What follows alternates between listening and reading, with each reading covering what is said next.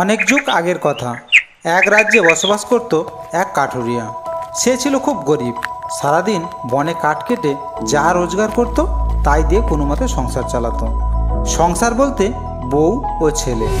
একদিন কাঠুরিয়া বনে গিয়ে শুকনো কাঠ পেল না। হায় ভগবান, আজকের একটাও শুকনো কাঠ পেলাম না।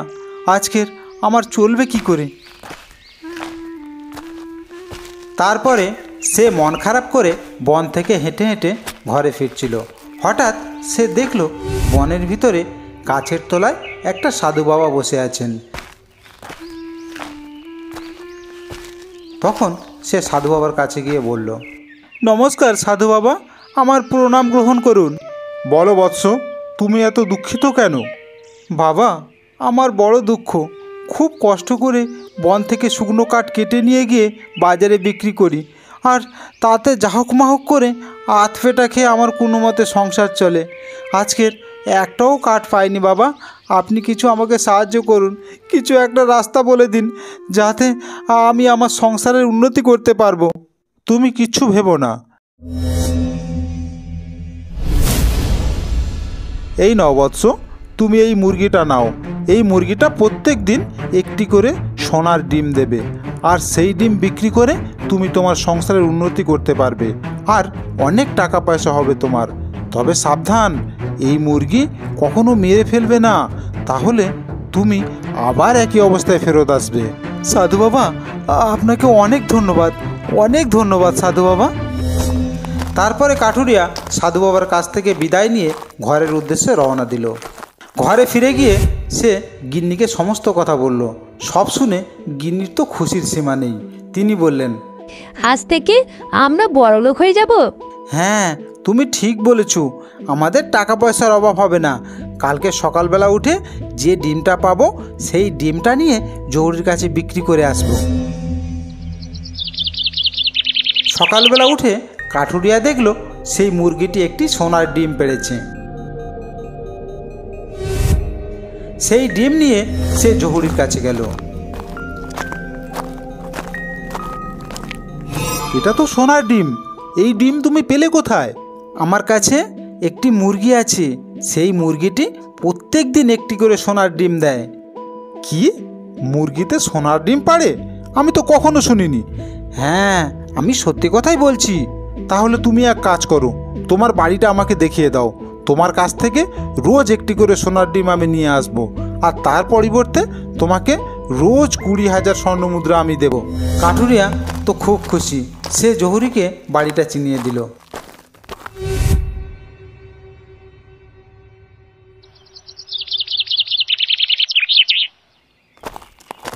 রোজ জহুরি কাঠুরিয়ার বাড়িতে আসে। 20,000 মুদ্রা দিয়ে কাঠুরিয়ার বাড়ি থেকে একটু করে সোনার ডিম নিয়ে যায়। দেখতে দেখতে কাঠুরিয়ার সংসারের হাল বদলে গেল। ছেলেকে গায়ের ভালো পাঠশালায় পড়তে দিলেন। এইভাবে কিছুদিন কেটে গেল। একদিন কাঠুরিয়া তার বউকে বলল, ওগো শুনছো, আমি এখন তীর্থভ্রমণে যেতে চাই। আমাদের তো আর কোনো কিছুর ভাব নেই। কিছুদিন তুমি এদিকে সব কিছু খেয়াল রাখো। আচ্ছা, ঠিক আছে। আরও একটা কথা শোনো, ওই জহুরি প্রত্যেক দিন একটি করে সোনার ডিম নিয়ে যাবে।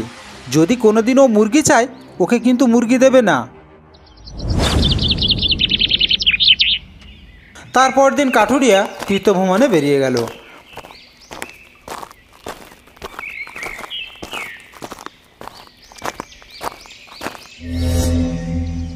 পরের দিন জহুরি এলো যথারীতি, এসে সোনার ডিম নিল।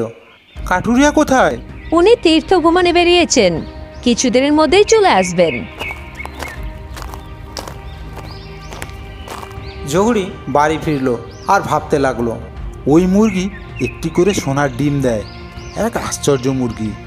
ওই মুরগির কলিজা যদি আমি খেতে পারি, তাহলে আমি খুব শক্তিশালী হয়ে যাব। যে মুরগি সোনার ডিম পাড়ে, সেই মুরগির কলিজা খেলে না জানি কত আশ্চর্য ক্ষমতা আমি পাবো। এইরকম ফন্দি করে সে পরের দিন কাঠুরিয়ার বউয়ের কাছে এলো। তোমাকে একটা উপকার করতে হবে। তোমার ওই মুরগিটাকে কেটে আমাকে রান্না করে দিতে হবে। সেই মুরগিটা আমি খাবো। না না না, তা আমি পারবো না। কাঠুরিয়া আপনাকে ওই মুরগি দিতে বারণ করেছে। আচ্ছা ঠিক আছে, ঠিক আছে, তাহলে 1,000 স্বর্ণমুদ্রা তোমাকে আমি দেব। খুশি তো? না না না, তা হবে না, ওই মুরগি আমি আপনাকে বিক্রি করতে পারবো না। আচ্ছা আচ্ছা বাবা, ঠিক আছে, তাহলে আমি তোমাকে 10,000 স্বর্ণমুদ্রা দিচ্ছি। এবার খুশি তো? কাঠুরিয়ার বউ লোভ সামলাতে পারলো না। কি 10,000 স্বর্ণমুদ্রা? ঠিক আছে, আমি রাজি আছি। এই নাও 10,000 স্বর্ণমুদ্রা। তবে ওই মুরগির কলিজাটা আমি চাই। যদি সেই কলিজা কেউ খেয়ে ফেলে তাহলে কিন্তু তার পেট চিরে আমি কলিজা বার করে নেব। তুমি রান্না করতে থাকো, আমি একটু পরেই আসবো। কাঠুরিয়ার ছেলে গদাধর এসবের কিছুই জানে না। সে যথারীতি পাঠশালা থেকে বাড়ি ফিরল।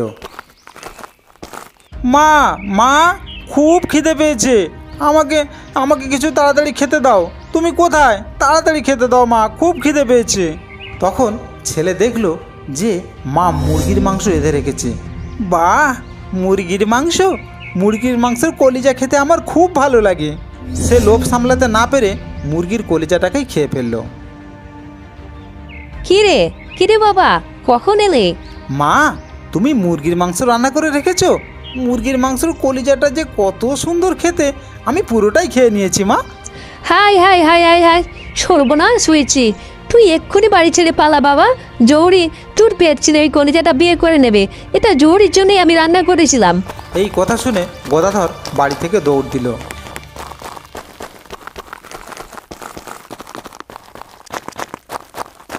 কিছুক্ষণ পরে জৌরি ফিরে এলো। মাংস খেতে গিয়ে দেখলো কলিজাটা নেই। কলিজা কোথায়? আমার ছেলে ভুল করে খেয়ে ফেলেছে। আপনি ওকে মাফ করে দিন, মাফ করে দিন আপনি ওকে। ও অজান্তেই খেয়ে নিয়েছে, ও জানতো না। না, যেভাবেই করেই হোক ওই মুরগির কলিজা আমার চাই। জহুরি কোনো কথায় কান দিল না। সে তক্ষুনি ঘোড়ার পিঠে চড়ে রওনা দিল।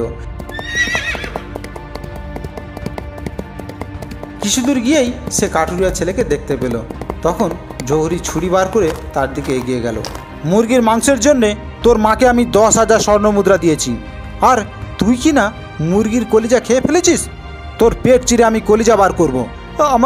আমাকে ক্ষমা করে দিন, আমি না জেনেই খেয়ে ফেলেছি। আমার অনেক বড় ভুল হয়ে গেছে, আমাকে আপনি ক্ষমা করে দিন। না, কখনোই না। ওই কলিজা যেভাবে করেই হোক আমার চাই।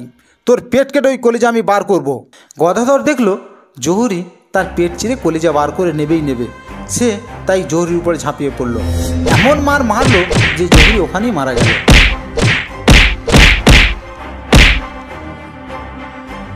সে আর বাড়ি ফিরল না। সেই জহুরির ঘোড়ায় চড়ে সে ওই রাজ্য ছেড়ে অন্য রাজ্যে চলে গেল। গিয়ে একেবারে রাজপ্রাসাদের সম্মুখে এসে দাঁড়ালো। প্রাসাদের সদর দরজার উপরে সারি দেওয়া কাটা মাথা। সে ঘাবড়ে গেল, ভয় পেল মনে। এত ভয়ঙ্কর ব্যাপার! দরজার সামনে সারি কাটা মুন্ডু ঝোলানো।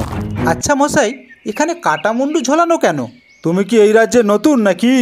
হ্যাঁ, আমি একজন পথিক, বিভিন্ন দেশে ঘুরে বেড়াই। ঘুরতে আজই এই রাজ্যে এসেছি।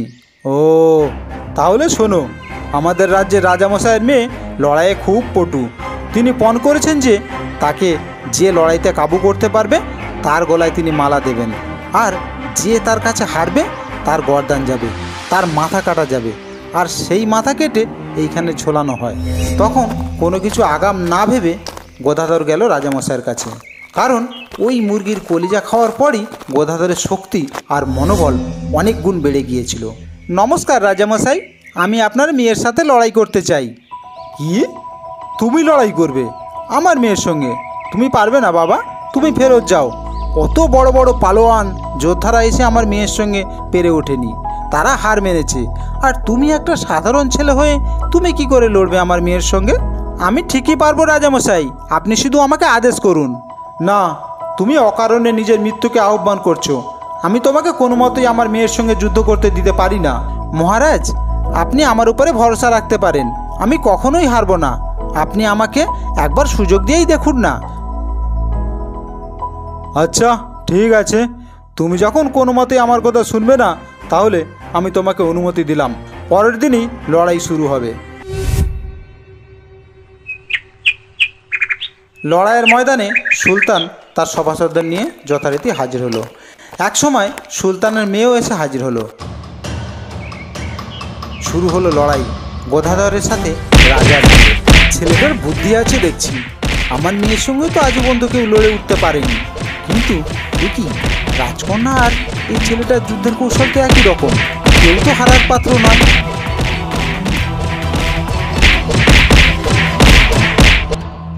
এখানেই লড়াই মুলতবি করা হোক, কালকের আবার লড়াই হবে।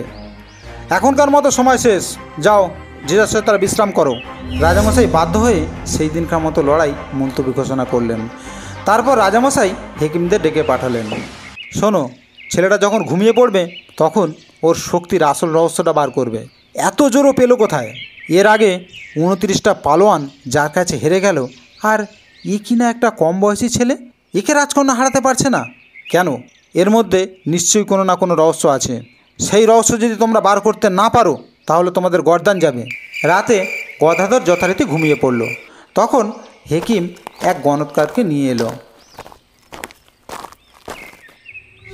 গণৎকার গনিয়ে জানতে পারল, মহারাজ, ওর পেটের ভিতরে যে কলিজাটা আছে সেটাই তার শক্তি আর মনোবলের উৎস। ওটা বের করে দিলেই ছেলেটা দুর্বল হয়ে যাবে। তাহলে আর দেরি কেন? এক্ষুনি যাও, ওর পেট থেকে কলিজাটা বার করে দাও। ঠিক আছে, আমি তাই করছি। তখন গণৎকার মন্ত্র বলে গদাধরের পেট থেকে সোনার মুরগি কলিজাটা বার করে দিল। পরের দিন সকালবেলা গদাধর অনুভব করল তার শরীরের শক্তি আগের মতো নেই। তখন সে রাজামশাইয়ের প্রাসাদ ছেড়ে পালালো।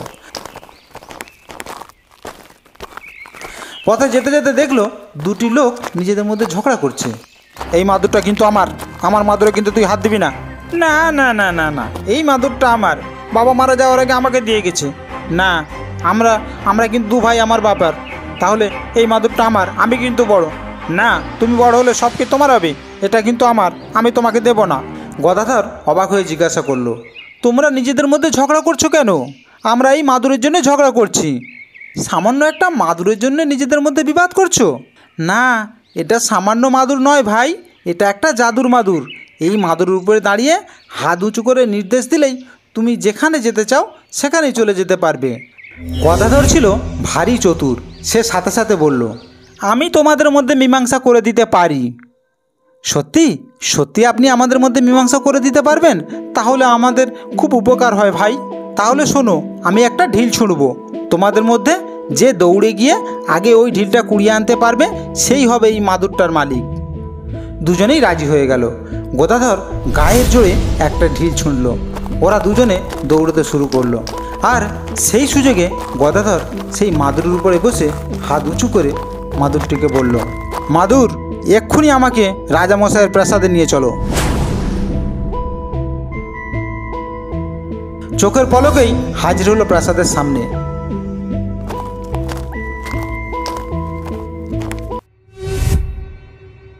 নমস্কার রাজামশাই, আমি আপনার মেয়ের সঙ্গে লড়াই করব। গতবারে তো তুমি যুদ্ধ করার ভয়তে এখান থেকে পালিয়ে গিয়েছিলে, আবার এসেছো? বাবা, ও যদি মরতে চায় তো মরুক না, তুমি ওকে বাধা দিও না, আমি যুদ্ধের জন্য প্রস্তুত আছি। তারপরে রাজকন্যা তরোয়াল নিয়ে গদাধরের দিকে এগিয়ে এলো। এসে দাঁড়ালো সেই মাদুরের উপরে। মাদুর, আমাদের পর্বতের দিকে নিয়ে চলো। অমনি তাদের নিয়ে মাদুর আকাশে উড়ে চলল। রাজামশাই অবাক হয়ে তাকিয়ে রইলেন।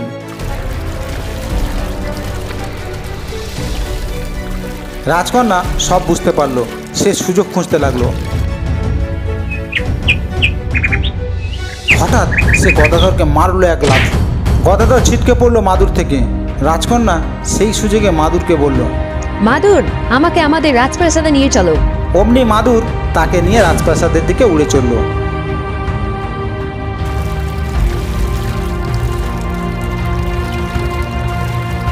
গদাধর একা দাঁড়িয়ে রইল। তার মন খুব খারাপ হয়ে গেল। সে ধীরে ধীরে পাহাড়ের পাশ থেকে হাঁটতে শুরু করলো। কিছুক্ষণ চলার পরে সে একটা খেজুর গাছ দেখতে পেল। তার এমনই খিদে পেয়েছিল, সে লোভ সামলাতে পারল না। উফ, খুব খিদে পেয়েছে, সামনে খেজুর গাছ দেখছি, আর খিদে জ্বালা সহ্য হয় না। যাই, কটা খেজুর খাই, খেয়ে পেটটা ভরাই। সেই গাছে ছিল লাল আর হলুদ দুই ধরনের খেজুর। প্রথমে গদাধর একটি হলুদ খেজুর মুখে দিল। অমনি তার মাথাটা চুলকাতে শুরু করলো। হাত দিয়ে দেখলো মাথায় দুটি শিং গজিয়েছে। এ কি আমার মাথায় দুটি শিং গজালো কি করে? ইয়ে মা, এই সিং সিং গোজালো কি করে? আমি এখন কি করি? না, মাথা ঠান্ডা করে ভাবতে হবে।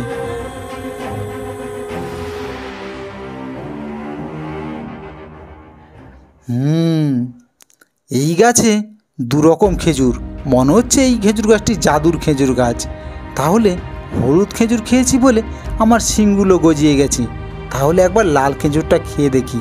অমনি সে একটা লাল খেজুর মুখে পড়ে দিল। দেখতে দেখতে মাথার শিং গায়েব হয়ে গেল। তারপরে গদাধর 2 রকমের খেজুর পকেটে ভরল। তারপরে রাজপ্রাসাদের উদ্দেশ্যে রওনা হলো।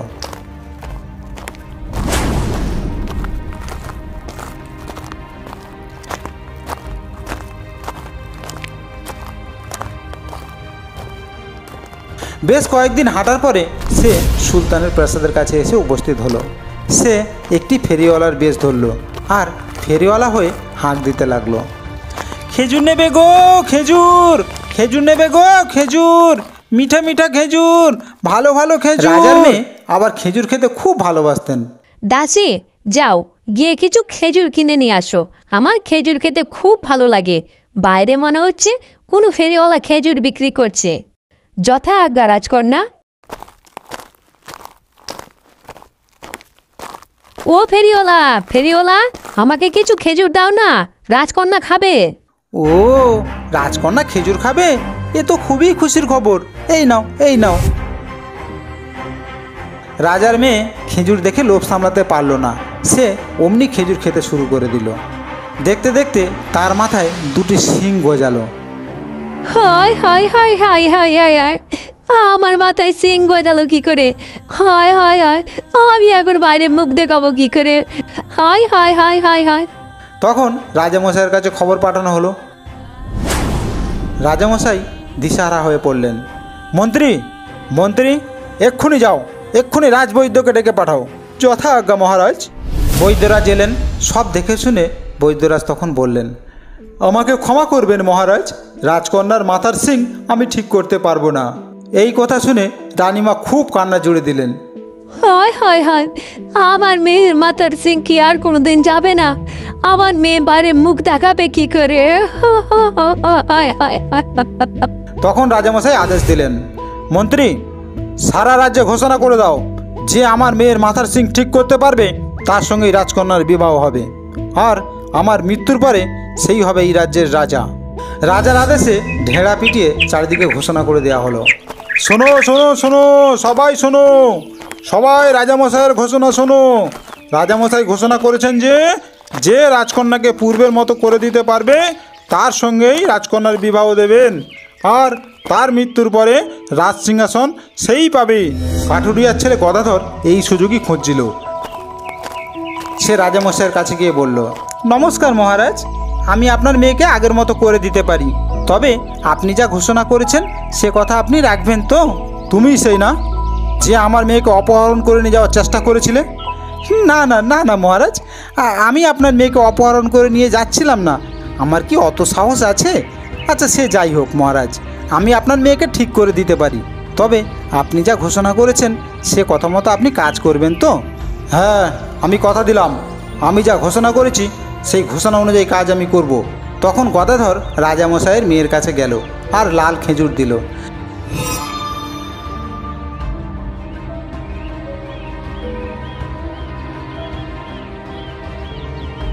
সেই লাল খেজুর খাওয়ার সঙ্গে সঙ্গেই রাজামশাইয়ের মেয়ের মাথার শিং উধাও হয়ে গেল। রাজামশাই ভারী খুশি হলেন। তারপরে গদাধরের সঙ্গেই মেয়ের বিয়ে দিলেন খুব ধুমধাম করে। কি গো, এখন তাহলে লড়াইতে কে জিতলো, তুমি না আমি? রাজকন্যা অবাক হয়ে ছেলেটির দিকে তাকিয়ে দেখতে লাগলো আর চিনতেও পারলো। তুমি তুমি সেই ছেলেটি না? হ্যাঁ, তাহলে আমাকে চিনতে পেরেছো নিশ্চয়ই। হ্যাঁ, আমি তোমাকে চিনতে পেরেছি, তোমার অনেক গুণ।